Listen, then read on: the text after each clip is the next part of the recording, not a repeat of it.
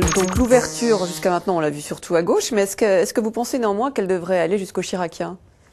Moi, je pense que déjà, remaniement ou pas remaniement, c'est vraiment un sujet qui relève uniquement du président de la République. Et c'est, à mon avis, une décision qu'il prendra de faire ou de pas faire dans les jours qui vont suivre le deuxième tour.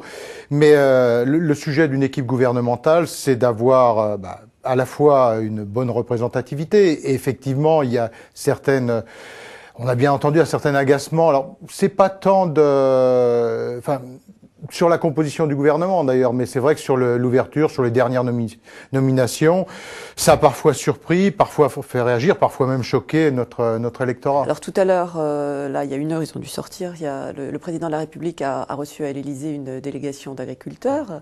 À votre avis, comment il peut renouer les liens alors qu'il a un discours qui désarçonne, parce que au salon de l'agriculture, il a semblé dire on avait trop tenu un discours écolo. Il est venu avec des fonds, mais enfin visiblement ça marche pas. Comment renouer les liens?